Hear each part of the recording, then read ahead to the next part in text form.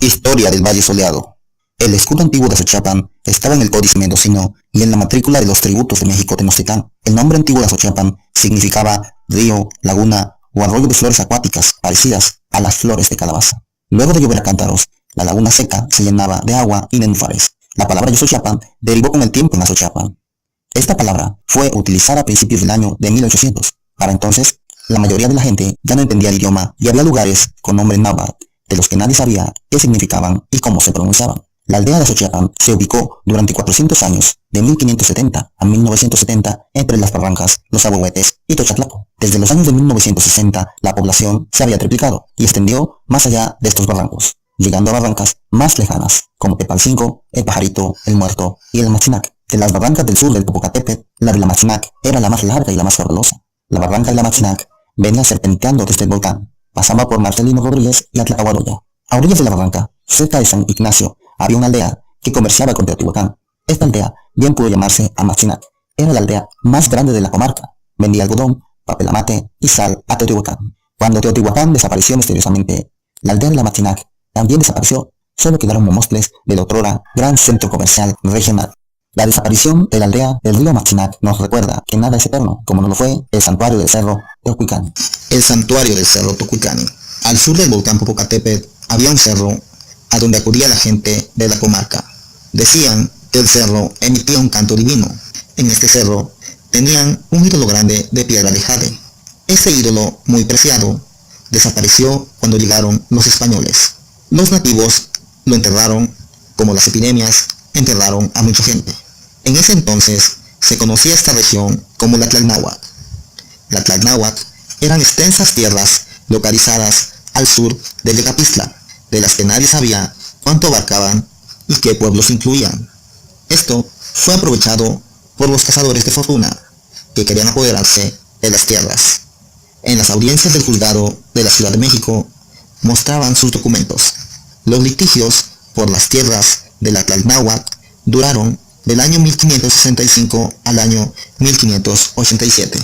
Martín Cortés ganó y se apoderó de las tierras y aldeas de Atlacahualoya, Amacuitlapilco, Amayuca, Azochiapan, Atotonilco, Chalcatzingo, Huichililla, Jalostoc, Jonacatepec, Jantetelco, Tetehuamac, Telistac, Tlayeca, Tepalcingo y Tetelilla. Desde entonces, estas aldeas tributaron a la descendencia de Cortés radicada en Europa. La palabra Tlalnáhuatl era de origen náhuatl y significaba tierra baja, tierra hacia el sur. Y más hacia el sur estaba la mina abandonada.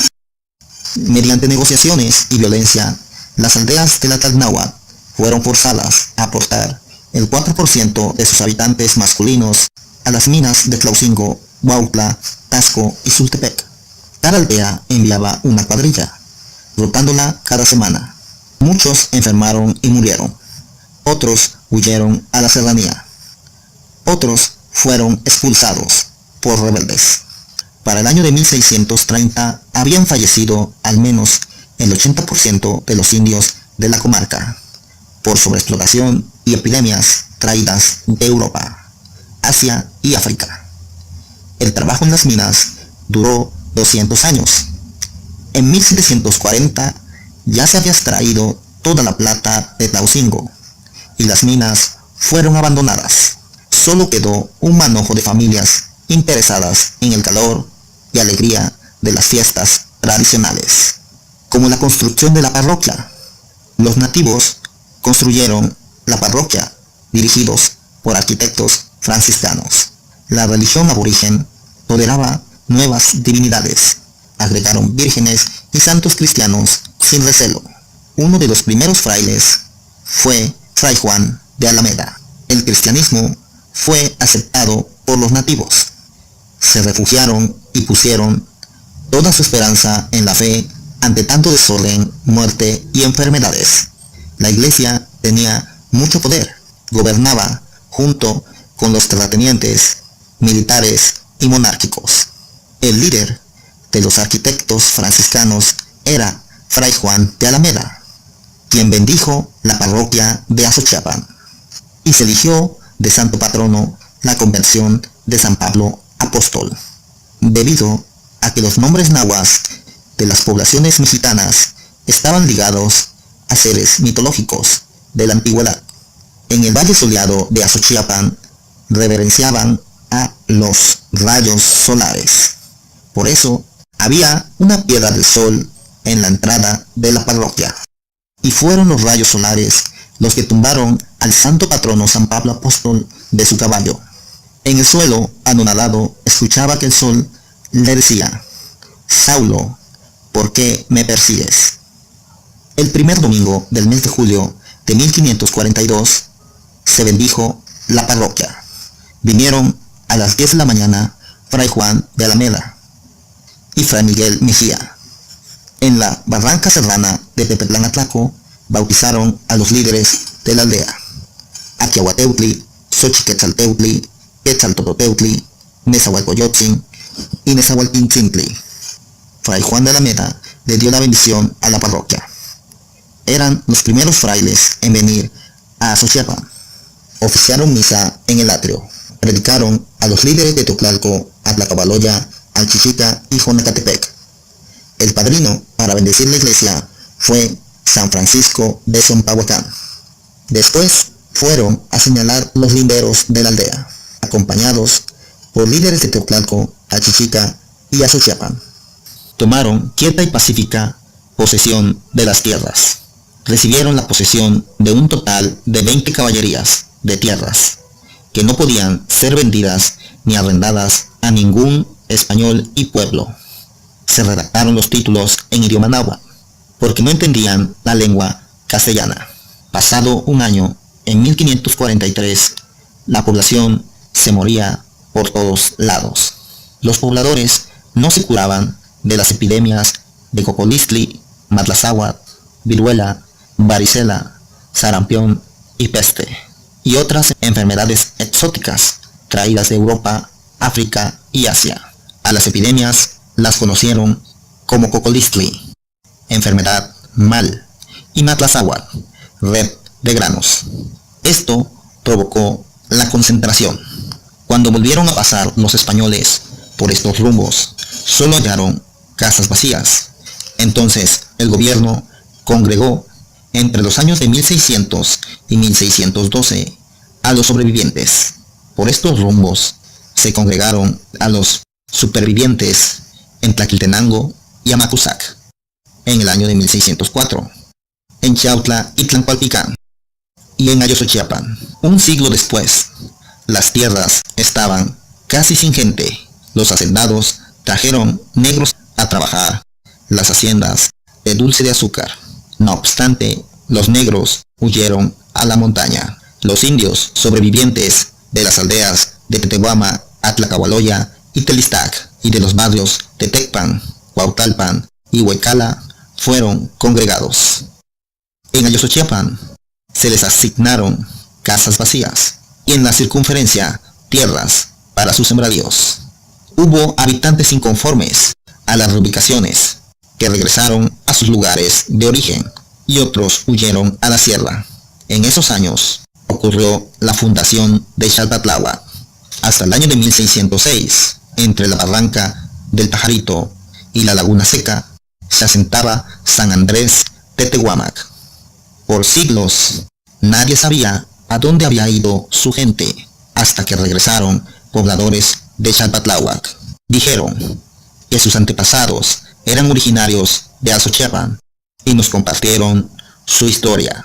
A finales del siglo XVI, las personas de San Andrés Tetehuamac salieron rumbo a la Sierra del Sur, guiados por el Tayacanqui. Esto fue antes del año de 1713. Los pobladores de Xalpatláhuac nunca se olvidaron de su migración. En las primeras décadas del siglo XX, regresaron a recoger la estatua de su santo San Andrés Pescador. Entre la laguna y la barranca del Pajarito ya no existía su pueblo, San Andrés Tetehuamac. Luego de estas epidemias, poco a poco, vinieron empresarios agrícolas y ganaderos a instalar ranchos y haciendas. Nacieron las haciendas de Atotonilco, de Tenango, Santa Clara y San Ignacio, antes de 1720. El rancho de San José de los Caballos del Quebrantadero y el rancho de Talayo, Alchichica. Los nativos, las aldeas nativas, diezmadas por enfermedades, perdieron sus tierras y fueron atrapadas por las haciendas. 100 años después de desaparecer la aldea de Tetehuamac, las tierras abandonadas las disputaron los dueños de Tenango contra los dueños de Atotonilco. En el año de 1760 hubo otro litigio contra los pobladores de Ayosochiapan, que tenían sembradíos en las tierras de Tetehuamac. El hacendado José Antonio Salviregoitia exclamaba: ¿pudo Tetehuama o arruinarse del todo por la peste, o trasplantar sus reliquias a otros pueblos circundantes, como Teristac, Atlacahualoya o Teoclalco? No solo Ayosochiapan. El hacendado José Antonio Salviregoitia ganó el litigio. Ayosochiapan perdió al poniente los campos de Tetehuamac, y al oriente perdió también los campos de Tlalayo. Atlacahualoya también perdió sus tierras. En esos años, con el grito de Mopachocán, los pueblos convocaban a sus asambleas populares. En Atlacahualoya repicaron las campanas, gritaron Mopachocán, se amontonaron en la plaza y acordaron fugarse. Entraron a la parroquia, se llevaron en su santo San Miguel Arcángel, huyeron al poblado de Zompahuacán, en donde se quedaron los años de 1786 a 1803. Pero la fuga no funcionó. Después de unos años, regresaron. En Zompahuacán tuvieron problemas ahora con el dueño del trapiche de Coayuca. Al mismo tiempo que se peleaban las tierras, en el año de 1760 se celebraban las ferias de Cuaresma. Los pueblos del suroriente del Valle de las Amilpas escenificaban la pasión de Cristo en lengua náhuatl. Las ferias de Cuaresma eran abundantes en la comarca. En ellas, actores improvisados del pueblo escenificaban la pasión de Cristo. Algunas ferias de Cuaresma fueron Chalma, miércoles de ceniza; Tepalcingo, tercer viernes; Telistac, cuarto viernes; Azochiapan, quinto viernes; Amecameca, sexto viernes; y Huazulco, martes santo. ¿Por qué Tepalcingo, en la época calurosa del año marzo y abril, se transformaba en un santuario de enormes dimensiones? Tal vez en Tepalcingo se encontraba el santuario de la mítica montaña perdida del Teocuicani. En el año de 1760 ya habían desaparecido los pueblos de Tepehuama, Ayosocuisco, Achichica el Viejo, los barrios de Cuautlalpan, Huaycala y Tecpan. Es entonces cuando el hacendado de Tenango, el ingenio de Atotonilco y Ayosochiapan reclamaron como suyos los terrenos de los pueblos desaparecidos. La lucha por la tierra fue violenta. Al término del siglo, los empresarios agrícolas españoles eran propietarios de la tierra desde Cuituco hasta el valle soleado de Ayosochiapan. Eran dueños de las aguas del río Amachinac. Los aldeanos sembraban en temporal maíz, frijol, chile, jitomate y calabaza. Reclamaban su derecho a vivir en paz ante unas cuantas familias terratenientes, productoras de dulce de caña de azúcar y aguardiente. La venta de azúcar generaba jugosas ganancias, mientras los aldeanos vivían en la miseria. Al revisar la historia de Azochiapan, se aprecian dos grandes litigios de tierras entre el Valle Soleado y la hacienda de Tenango. El primer litigio abarcó todo el siglo XVIII y ocasionó la pérdida de los campos occidentales. El segundo litigio provocó la pérdida de los campos orientales, por donde estaba un pueblo abandonado, Alchichica, y la inconmensurable parroquia de Zompahuacán. Luego de 5 décadas, en 1811, los aldeanos recordaban cómo les quitó las tierras el hacendado José Antonio Salviregoitia. Cuando llegaron los insurgentes, los aldeanos aprovecharon para derribar las mojoneras, tumbar las cercas y recuperar sus tierras. Morelos y los líderes insurgentes peleaban por la independencia, por crear una comunidad imaginada. Los aldeanos, en cambio, peleaban por sus tierras. Se quedaron cerca de ellas. En Chiautla, el hacendado Mateo Musito Salviregoitia, pariente de José Antonio Salviregoitia, comandante realista y amigo personal del virrey, le había ofrecido 50,000 pesos por su libertad. No fue aceptada. En la región de Atlacahualoya, Tenango y Azochiapan, el sacerdote Miguel González de Ayerisoto imploraba, mediante cartas, le permitieran abandonar la parroquia e irse a la Ciudad de México, pues aseguraba que sus feligreses lo querían linchar por estar en contra de la independencia. En cambio, el cura de Jantetelco, Mariano Matamoros, y Mariano Antonio de Tapia, cura de Chautla, se unieron a los insurgentes. Pasaron los años y se logró la independencia. Mientras Joaquín García y Casbalceta comercializaba azúcar producida en sus extensas propiedades, La banda de los Plateados robaba e imponía el desorden y el terror en los caminos del sur.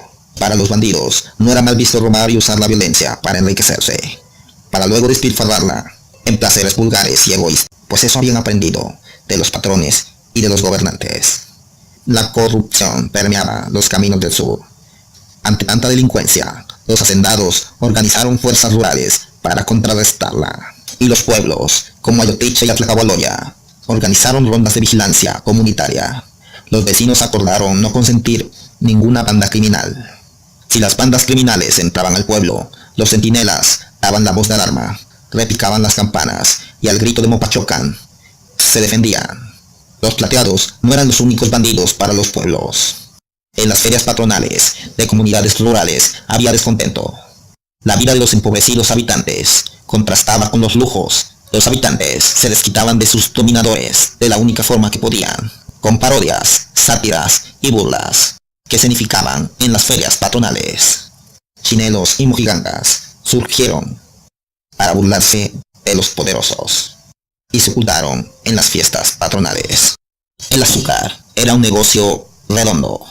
El acaudalado hacendado Joaquín García y Caspalceta tenía plantíos de caña, ganado, potreros y ranchos. Controlaba la comarca. Aún así, no era tan malo. Apoyó la construcción de la parroquia de Quebrantadero en el año de 1885. Prestaba toros para las fiestas y era diferente a los demás hacendados, pues era historiador y un gran sabio del siglo XIX mexicano. En esos años surgió la leyenda del Cerro del Chinelo, que contaba cómo un chinelo cansado de tanto caminar se recostó en el campo y se quedó dormido. Después se convirtió en una montaña. La gente de Tetelilla cada último domingo del mes de mayo se reúne para subir esa montaña y hacer una fiesta. Los cañaverales de la región de las Amilpas fueron los productores de la mejor azúcar mundial. En las ferias parroquianas se extinguían costumbres populares como los moros y cristianos y germinaban nuevas tradiciones, los mariachis, las chinas poblanas y la leyenda de los tecuanes. Cuentan que antes había un nahual tecuán en esta región. Atemorizaba a la gente. Las personas se organizaron para atrapar al tecuán nahual juntos y lo lograron. Se continuó celebrando este acontecimiento, disfrazados, bailando y actuando la caza del nahual jaguar, pues se cuenta que este fue el poderoso ser mítico cazado por sus ancestros. Los tecuanes nos enseñan, entre carcajadas y sobresaltos, que organizados, los habitantes de la comarca se pueden defender de los poderosos. Y gracias a la organización popular, se logró la fundación del municipio en el año de 1898, porque Azochiapan no siempre fue cabecera municipal. En esos años, la cabecera municipal era Tetelilla. Décadas antes, la cabecera municipal era Jonacatepec. La creación de la municipalidad de Tetelilla fue un duro golpe contra el municipio de Jonacatepec, pues la municipalidad de Tetelilla se desgajó de su territorio. Quizás el objetivo de esto fuera disminuir el poder de Jonacatepec en la comarca, pues los habitantes de Jonacatepec eran del Partido Conservador y los gobernantes del país eran del Partido Liberal. Hubo mucha controversia por la creación de la municipalidad de Tetelilla. A diferencia de Tetelilla, Azochiapan era un punto de paso obligado de las rutas comerciales, entre ellas la ruta de la sal. Azochiapan tenía un mercado regional. Debido a estas presiones, el Congreso del Estado decretó el 12 de noviembre de 1898 la creación del municipio de Azochiapan y la desaparición del municipio de Tetelilla. A partir del año de 1898 funcionó el ayuntamiento de Azochiapan. Los promotores de la fundación del municipio fueron, entre otros, la acaudalada familia Rebolledo, Luis Rebolledo, José Rebolledo y Sabino Rebolledo. El apellido Rebolledo se perdería con el tiempo. Una década después de la fundación del municipio, se celebraba en Cuautla el segundo viernes de Cuaresma, el 10 de marzo de 1911. En medio de la muchedumbre, un grupo conspiraba levantarse en armas. Cabalgaron por el sendero serrano del sur de Cuautla, internándose en la sierra. Había más guerrillas. En Tepoztlán estaba Lucy Moreno, Gabriel Tepepa en Tlaquiltenango, Ambrosio Figueroa en Huitzuco, Alejandro Casales, en Tilapa y Chietla, habían sido convocados por el Plan de San Luis contra el dictador Porfirio Díaz. El coronel porfirista Javier Rojas los perseguía. Una gavilla de insurrectos llegaron a Azochiapan, en donde el pueblo simpatizaba con la insurrección. En la parroquia tocaban la banda de viento de Susano Galván. Era el 26 de marzo de 1911. El padre Prisciliano Espíritu llevó a Zapata al corral del curato, en donde le regaló un caballo de tinto. El padre Prisciliano Espíritu era un cura revolucionario. Influyó con sus ideas de libertad y de justicia. Debido a su compromiso con los pobres, el cura Prisciliano fue removido a Iztacalco, en el Estado de México. Arribó a la plaza exaltado el guerrillero Alejandro Casales, porque lo venían persiguiendo, y no le dio tiempo a escapar. Lo acusaban de fusilar al secretario y al presidente municipal de Tilapa. Los soldados del coronel Javier Rojas lo atraparon en la estación del ferrocarril. Décadas más tarde, una calle de la colonia Progreso se nombró Francisco Casales en su memoria. Otra calle se nombró Marcelino Vergara, remembrando a otro general zapatista. En Tilapa, la calle céntrica del pueblo se nombró Alejandro Casales. En Chietla, de los años 1930, existió la Confederación Regional de Obreros y Campesinos Alejandro Casales. La noticia de Alejandro Casales pronto la supieron las guerrillas que merodeaban por todos lados. Hasta esa época, Zapata no había participado en un combate como general. En la estación del ferrocarril de Azochiapan fue su primera batalla, el soleado día del 29 de marzo de 1911, contra Javier Rojas, quien lo venía persiguiendo desde Jojutla. Los insurrectos obtuvieron armas de una decena de combates y escaramuzas en las barrancas del Muerto y del Pajarito. Hubo tantas escaramuzas en el Puente del Muerto que los guardianes ya no combatían a la guerrilla y la dejaban pasar, porque si no, volaban el puente y el gobierno tardaba semanas en repararlo. En aquella época, el transporte por excelencia era el ferrocarril. En aquella época, el Puente del Muerto era vital. Había destacamentos de soldados, pues toda aquella región era rebelde, y cruzaban los trenes para Tencinco, Azochiapan, la estación García en Jonacatepec, Atotonilco, Huichila, la estación Tenestepango, la estación Cuautla y la Ciudad de México. Para los guerrilleros era vital arrancar los rieles de la vía férrea, porque seguido pasaban los trenes cargados de soldados persiguiéndolos. Para resguardarlo, cerca del Puente del Muerto, había destacamentos de soldados en el Castillito. Desde esta construcción se cuidaba el puente de la Barranca del Muerto. Los militares perdían la guerra. Desesperados, los soldados cambiaron de estrategia. El general Gaudencio González de la Llave fue enviado a Azochiapan y estableció su campamento en la estación del ferrocarril. Desde donde amenazaba, usaba la estrategia del terror. Robaba e incendiaba casas. La gente huía al cerro entonces, o se escondía por temor a ser fusilados. Las mujeres se tiznaban la cara y se disfrazaban con ropajes viejos y feos. Se ocultaban en donde podían. Ya finalizada la revolución, en Azochiapan, los pobladores estaban molestos con el cura, Elpidio Olvera. El pueblo estaba dividido. Unos estaban con el partido agrarista, encabezado por Secundino Onofre, y otros con el partido cooperativista, dirigido por Joaquín Camaños. El cura Elpidio Olvera regresó el sábado a preparar la misa del domingo. En la entrada lo interceptó el comandante municipal, el exzapatista Secundino Onofre. Acompañado del exzapatista José Jalapa, a través de engaños le quitaron las llaves de la parroquia. El sacerdote anonadado se fue a quejar con el Club Cuauhtémoc. Al día siguiente, el Club Cuauhtémoc y el ex general zapatista Joaquín Camaños fueron a ver al presidente municipal, el ex zapatista Félix Corrales. Después de este tiroteo, el cura Elpidio Olvera fue removido a otras iglesias. Quizás Joaquín Camaños haya sido emboscado por el gobierno para evitar el levantamiento en armas de la región, pues 3 meses después ocurrió la revolución de la Huertista. Pudo o no pudo ser cierto, no obstante, Joaquín Camaños tuvo rivales en la región. Eso no estaba a discusión. En el año de 1934, La banda del Tallarín apareció en la aldea. El ex zapatista Enrique Rodríguez Mora, alias el Tallarín, los dirigía. Era la madrugada del 26 de septiembre. Vandalizaron el ayuntamiento municipal. Había cenizas de montones de actas de nacimiento quemadas. El ex zapatista José Solís, alias La Zorrita, andaba armado. La gente murmuraba: si hay otra revolución mañana, La Zorrita se va de general. Años después, se rumoraba que el gobierno enviaría a los jóvenes a la Segunda Guerra Mundial. Los hermanos Barreto se levantaron en armas.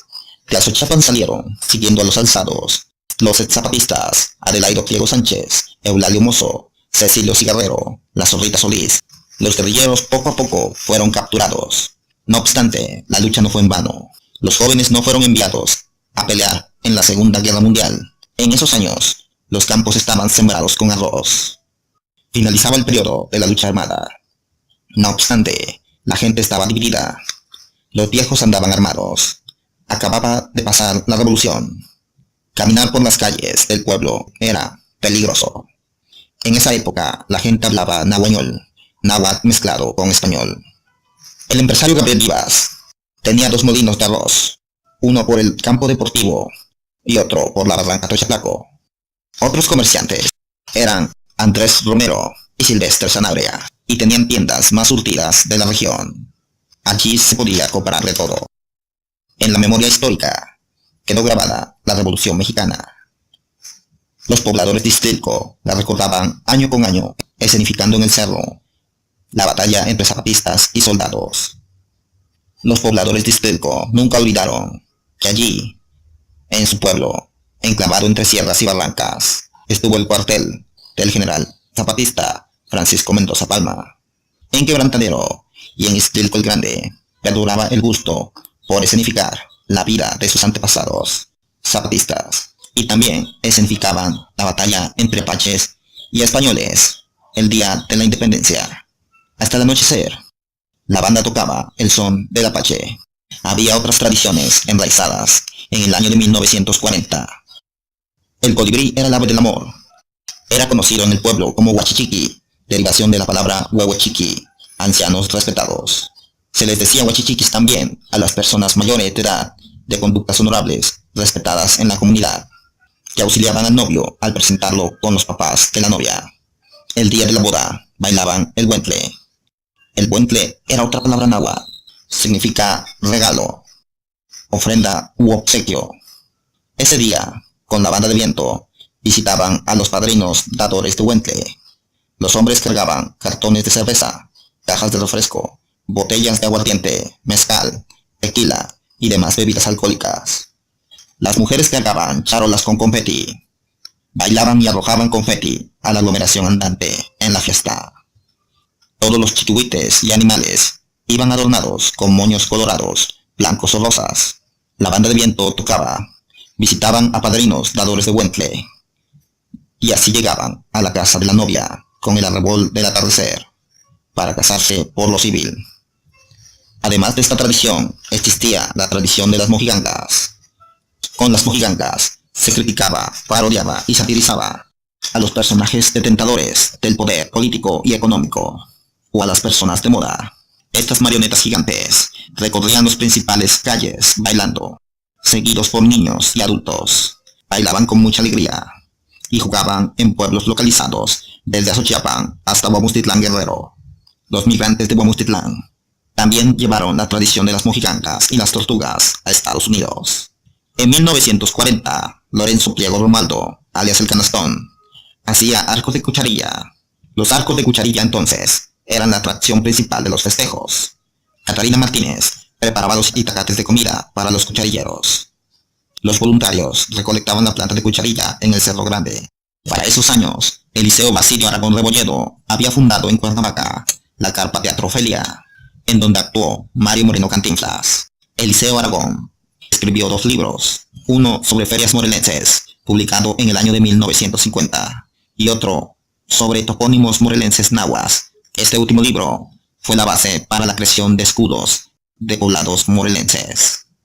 El Liceo Aragón fue primo del filósofo Agustín Aragón y León, nacido en el vecino poblado de Jonacatepec, en el año de 1870.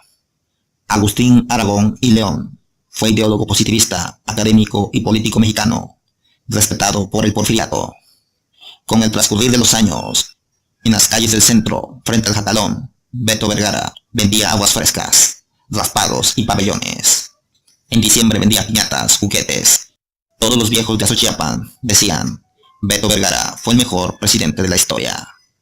Cuando Beto Vergara fue presidente, en el año de 1953, se expropió y construyó el mercado de carnes, el Zócalo Juárez, el balneario Los Amates, la escuela primaria Tlahuili, pavimentaron el camino a Xochiapan-Cuautla, colocaron las bancas de cemento del centro, bancas en la iglesia, se abrieron calles del centro de la población a las orillas, entre ellas la calle Marcelino Vergara, en honor a su padre, general zapatista caído en la revolución, y se abrieron las calles de la colonia Progreso. Beto Vergara nunca se enriqueció, toda su vida vendió aguas frescas, raspados y pabellones. El secreto de su gobierno fue el trabajo colectivo gratuito. En el mercado de Xochiapan se vendía mucho. Por eso los comerciantes se habían adueñado del centro del poblado. En el año de 1975 se intentó reubicar a los comerciantes. Entonces estos derrocaron al presidente municipal y pusieron uno interino, quien a su vez fue derrocado por las autoridades destituidas. Los comerciantes se opusieron y contaron con el apoyo del líder Beto Vergara. Al mismo tiempo, al norte de Xochiapan, miles de personas de Amincingo, Huazulco, Temoac y Popotlán exigían la construcción de una normal rural, un centro de estudios tecnológicos agropecuarios y un nuevo municipio. En Xochiapan, a pesar de todo, el mercado y el rastro municipal se construyeron. Sin embargo, los comerciantes no se reubicaron. Aún así, el mercado es un atractivo turístico del pueblo. Se recomienda visitarlo. Otra fuente de ingreso es la migración a Estados Unidos. En 1984, los pioneros en migrar a Minneapolis fueron los habitantes de Tlalayo, Atacabaloya y Quebrantadero. En Minnesota había hielo y frío. Era, después de Alaska, el segundo estado más frío de Estados Unidos. Los migrantes, radicados en Estados Unidos, no olvidaron su terruño. Ellos eran partícipes de la estructura de la feria comunitaria. En enero, las calles nocturnas del pueblo se inundaban de procesiones con la luminiscencia de cirios decorados. A medianoche se escuchaba el repique de las campanas, mientras las procesiones noctámbulas entraban a la parroquia, adornada con arcos de cucharilla. Primero iba la alegría de la banda de música, los tambores y los silbatos, los danzantes llenos de vida, chinelos, aztecas, vaqueritos, contradanzas, sopilotes y tecuanes. Luego, cargando entre sus brazos grandes cirios decorados, sobre el negro fondo de la noche estrellada, celebraban a San Pablo Apóstol, con 28 mayordomías y 20 listones, especie de mayordomías pero más pequeñas. La comida de las mayordomías consistía en tortillas de mano, entomatado de puerco, frijoles y arroz, chocolate casero, pan de petate, agua fresca de Jamaica y chilate de res. Sobre el tlacuil se colocaban los comales con tortillas, las cazuelotas para cocer la carne de res y de puerco, y las ollas con chocolate. El tlacuil consistía en 3 tabiques colocados en el suelo en forma de U. En la abertura se atizaba la leña. En la feria patronal se fabricaban cirios decorados con florecitas de cera de muchos colores. Se adornaba el cirio con canastos de alambre y carrizo, con figuras de estrellas, cometas, coronas, corazones, pavos reales y demás figuras imaginadas por el artesano. Después, estos canastos se forraban con papel crepé y con florecitas de cera de muchos colores. En México no existía el Museo Nacional de Cerería Tradicional. La aldea del Valle Soleado de Xochiapan reunía requisitos para ser sede de dicho museo, porque tiene una feria de casi 20 noches de procesiones nocturnas con cirios escamados. En el mes de enero, más de 1500 cirios son elaborados. Los cirios se llevaban a la parroquia San Pablo hasta el día del terremoto, el 19 de septiembre. No en septiembre de 1985, sino en septiembre del año 2017. Fue el temblor más grande de la historia de la región. La región recibió brigadas de voluntarios que ayudaron a los damnificados por el sismo. Y así llegamos a la época actual. de la historia del Valle Soleado.